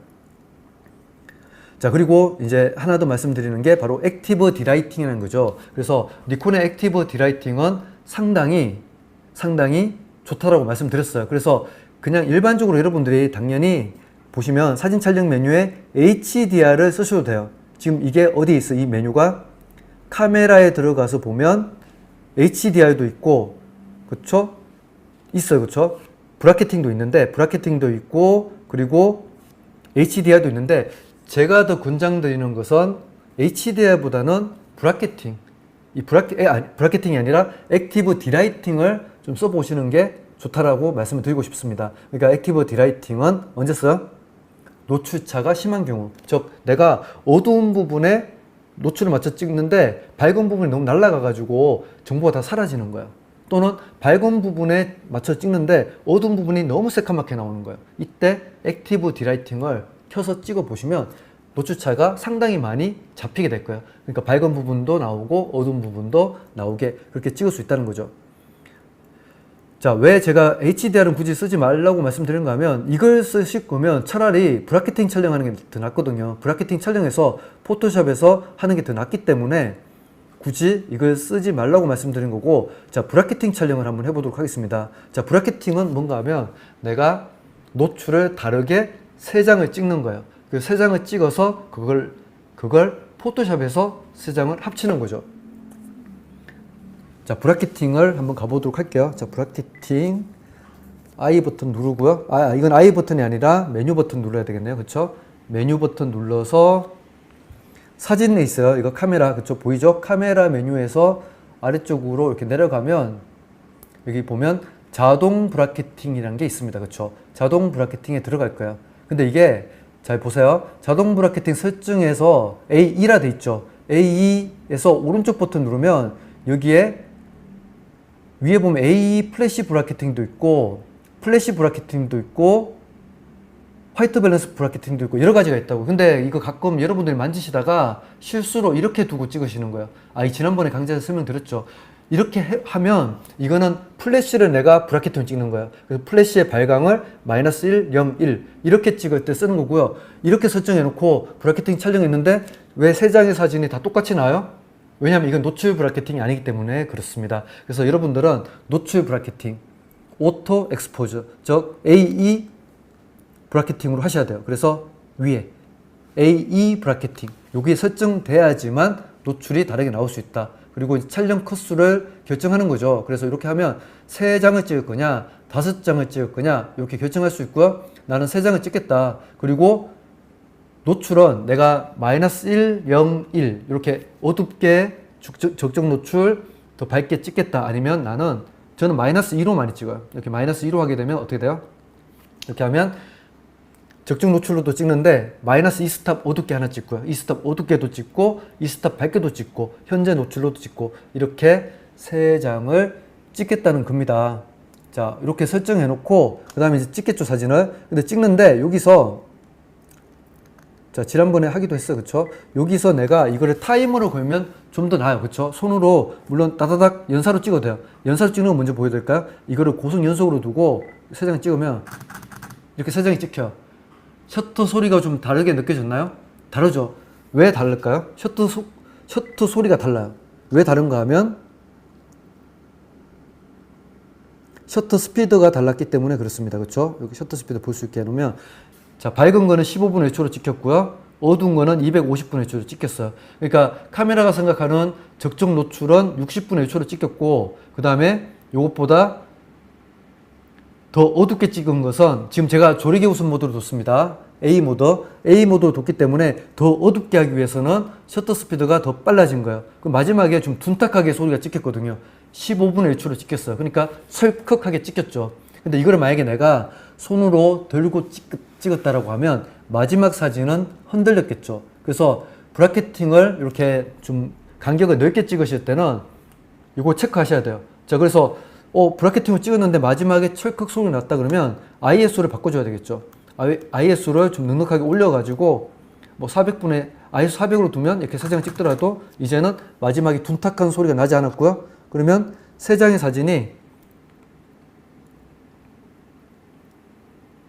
자, 3장의 사진이 이렇게 800분의 1초 그리고 3200분의 1초 넉넉하게 그리고 밝게 찍힌 것도 200분의 1초 이렇게 찍히게 되었죠. 자, 이렇게 충분히 3장의 사진을 찍을 수 있다는 거야. 당연히 삼각대를 사용해서 찍으면 더 나은 결과물을 얻을 수가 있지만 어쩔 수 없는 경우도 있어요. 내가 지금 삼각대가 준비되지 않고 손으로 들고 찍어야 되는 경우에 충분히 찍을 수가 있다는 거죠. 자, 그래서 손으로 들고 찍은 사진을 이렇게 3장을 찍으면 그러면 어떻게 하느냐? 이거 질문 하시잖아요. 그래서 이렇게 3장 찍은 사진을 포토샵에서 하는 방법을 알려드리겠습니다. 자, 그래서 포토샵에서 이 3장의 사진을 가지고 오면 돼요. 자, 파일, 포토샵이에요. 파일, 열기, 그리고 그렇게 찍은 3장의 사진을 가지고 올게요. 자, 3장의 사진을 자, 송도에서 찍은 3장의 사진, 밝기가 다른 3장의 사진 가지고 올게요. 하나, 둘, 셋 이렇게 해서 열기 누르겠습니다. 열기. 자, 그러면 저 같은 경우에 일단 사진을 이렇게 가지고 오면 포토샵에서 가지고 오면 카메라 로우에서 열리도록 만들어 놨어요. 자, 요거 모르시는 분들 JPG에서도 사진을 가지고 오면 이렇게 카메라 로우라는 프로그램에서 바로 열리도록 세팅을 할 수가 있습니다. 이거 모르시는 분들은 검색해 보세요. 지금 알려드리기에는 이따가 제가 빠르게는 보여드릴 건데 빠르게 보여드리는 게 낫겠네요. 그렇죠? 근데 검색을 한번 해보셔도 되고요. 자, 그러면 이게 뭔가 하면 이게 카메라가 알려주는 적정 노출로 찍은 사진이고요. 요거는 이제 어떻게 됐어요? 마이너스 2스탑으로 찍은 사진이에요. 그리고 요거는 플러스 2스탑으로 찍은 사진이에요. 약간 위험하긴 해요. 15분의 1초. 근데 되게 안정적인 자세로, 근데 삼각대는 쓰지 않았어요. 되게 안정적인 자세로 찍어서 15분의 1초에서도 그렇게 흔들림이 없습니다. 손떨림 방지 그래서 켜고 찍으시는 게 유리해요. 되게 상당히 많이 잘 잡아줘요. 그래서 이렇게 3장의 노출, 그러니까 적정 노출, 그리고 마이너스 2, 플러스 2. 그러니까 내가 어떻게 찍는다고요? 아까 브라켓팅으로 AE 브라켓팅 설정하시고요. 안정적인 자세에서 연사로 두시고 누르고 있는 거예요. 그러면 3장이 착각착각 찍힐 거예요. 딱 3장이 딱 찍혀요. 그리고 대부분 연사로 하고 이렇게 브라켓팅 하면 막 4장, 5장 안 찍히고 딱딱 찍혀요. 그리고 뭐 내가 느낌상 3장 찍으면 아마 멈출 거예요. 찍었어요. 그러면 자, 첫 번째 사진 선택하고요. 제일 마지막 사진 Shift 눌러서 선택하고요. 그리고 오른쪽 마우스 클릭해서 보시면 뭐가 있는가 하면 HDR로 병합이 있습니다. 그래서 HDR로 병합을 이렇게 해주시면 따다닥 금방 시간이 걸리네요. 금방 되긴 한데 자, 어쨌든 이렇게 해가지고 이렇게 만들어져요. 그러면 상당히 지금 뭔가 하면 밝은 부분부터 어두운 부분까지가 모든 정보가 제대로 표현된 사진이 된 거예요. 자, 손으로 들고 촬영하신 경우는 가급적이면 여기 위에 있는 이미지 정렬 요걸 켜주시는 게 좋아요. 자, 요거를 체크를 끈 게 아니라 켜야 된다고요. 왜 켜야 되는가 하면 켜게 되면 내가 손으로 들고 찍을 때 미세한 움직임에 의해서 이 정렬이 흐트러질 수 있잖아요. 그거를 잡아주는 거야. 되게 좋죠. 자, 그 다음에 병합을 누릅니다. 병합을 누르고요. 병합 누르면 일단 DNG 형태로 저장되게 돼 있어요. 일단은 DNG로 저장하시면 돼요. 이게 일반적인 어도비 기준의 로우 파일이다. 이렇게 생각하셔도 돼요. 로우 파일의 표준입니다. 표준. 그래서 이게 나오게 되면 자, 근데 여기서 나왔다고 끝나는 게 아니라 잘 보시면 이 바운더리가 바로 마이너스 10부터 10. 그쵸? 이 바운더리가 보통 여러분들이 일반적인 로우 파일을 열어보시면 바운더리가 마이너스 5부터 5까지 10스탑 정도인데 거의 20스탑을 왔다 갔다 한다고요. 우리 눈에 가깝게. 그러니까 밝은 부분, 어두운 부분 다 표현한다는 거죠. 그리고 뭐 색이 너무 진하면 뭐 활기나 채도 이렇게 줄여가지고 내가 조절해서 사용하시면 되겠죠. 어쨌든 중요한 거 아시겠죠? 그래서 이런 식으로 해서 내가 노출 차이, 우리의 영원한 과제인 노출 차이를 아주 간단하게 브라켓팅 촬영으로 해결할 수가 있다. 이렇게 알아주시면 되겠습니다. 자, 됐고요. 한 가지 더 해야 돼서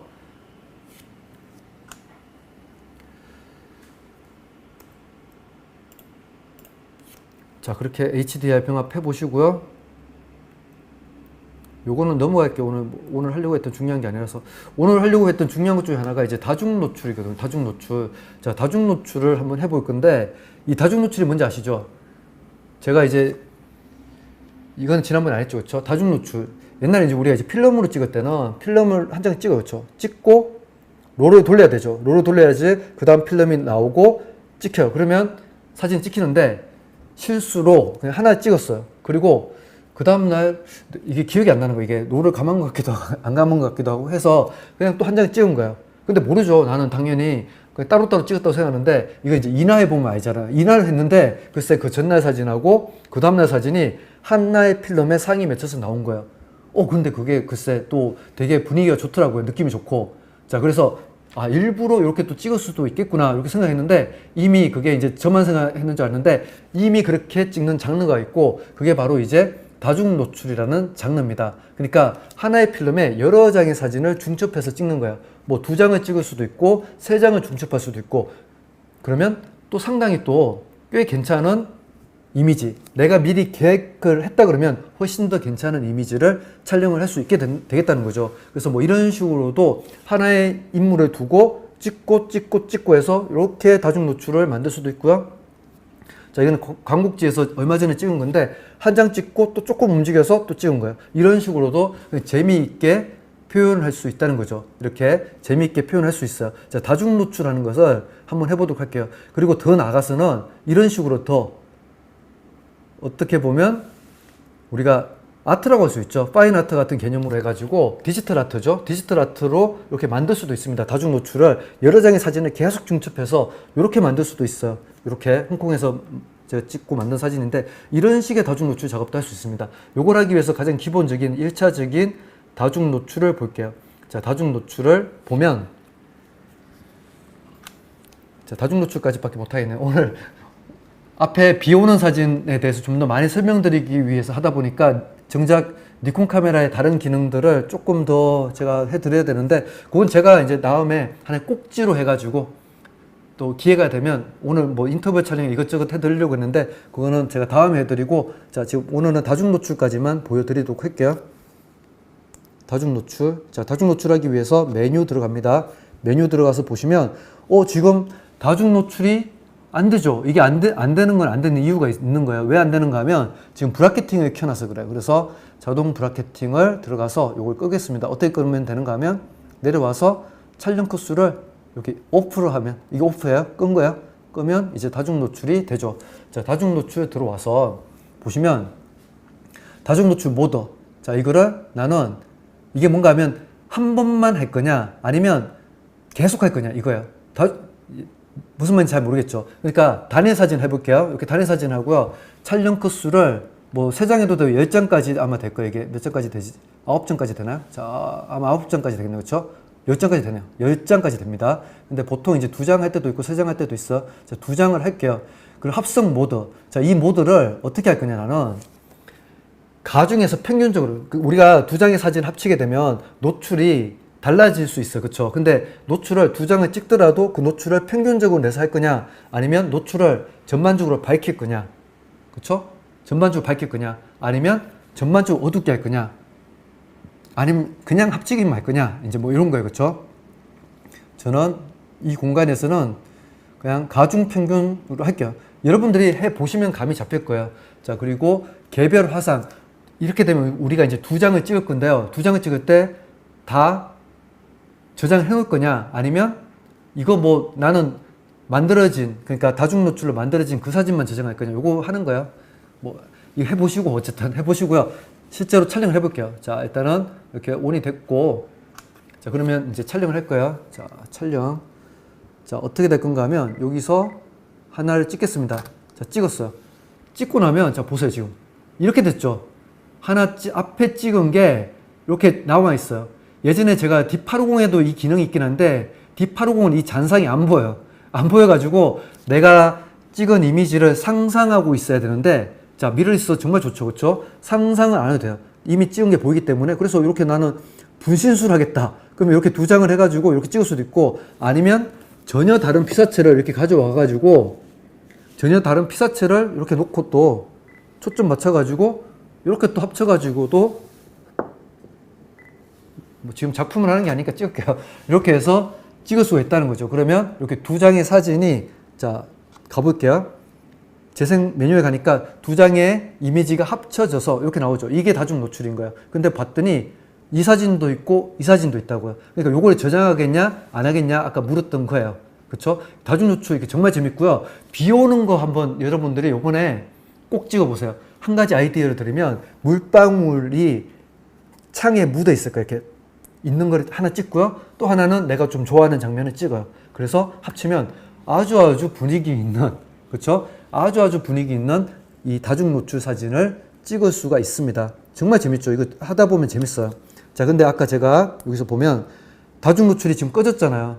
한번 하고 났는데 다중 노출이 꺼졌네요. 그쵸? 이렇게 다중 노출이 꺼졌어요. 근데 그 이유가 뭔가 하면 아까 다중 노출 모드를 한 번만 하겠다고 해서 그런 거예요. 근데 나는 이 다중 노출을 오늘 다중 노출만 찍고 싶어 라고 하면 이거를 연속 촬영을 하면 계속 찍는 거야. 근데 이렇게 안 하는 이유가 뭐겠어요? 아니 다중 노출도 찍고 어떨 때는 다중 노출도 아닌 거 찍고 싶은데 계속 다중 노출 모드가 되니까 그렇잖아요. 그래서 한 건데 어쨌든 8장 하고 마지막으로 맞춰볼게요. 이거를 한 장 찍고 또 한 장 찍고 또 찍고 초점을 다시 맞춰야 돼요. 찍고 저도 결과물이 어떻게 될지 모르겠습니다. 위아래도 흔들어서 다 찍혔네요. 자, 그래서 찍은 결과물을 볼까요? 이렇게 찍으니까 뭐 별로 예쁘진 않은데 어쨌든 이런 식으로 막 분신술을 하는 그런 이미지도 찍을 수 있다는 거죠. 그게 아까 제가 보여드렸던 그 이미지가 되는 거예요. 자, 어떤 이미지인가 하면 뭐 요런 이미지들이, 그러니까 되게 많은 사진들을 다중으로 만든 건데, 자 이렇게 하는 것도 여러분들이 만약에 관심 있어서 질문하시면 제가 다음 시간에 이렇게 만드는 거 해드릴 수도 있어요.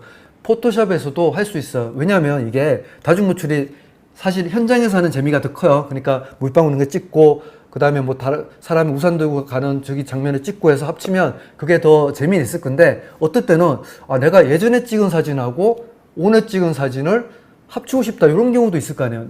내가 옛날에 이렇게 물방울 찍어놓은 사진하고 오늘 찍은 사진이 합치면 정말 예쁘겠다. 그거를 물론 메모리 카드에 여러분들 넣어서 카메라에서 하는 방법이 있어요. 근데 그게 복잡하잖아요. 그러면 여러분들이 어디서 하면 되는가 하면 포토샵에서 하셔도 돼요.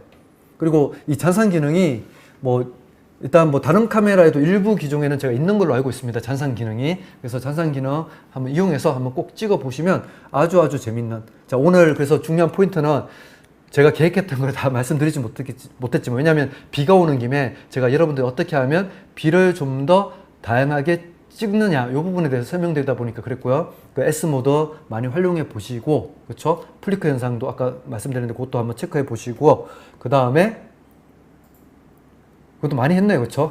아까 또 뭐였어? 방금 했던 AE 노출 브라켓팅도 찍어 보시고, 그리고 마지막에 했던 다중 노출 사진, 오늘 요게 이제 하나의 엑기스라고 있었어요. 다중 노출을 해보시고요.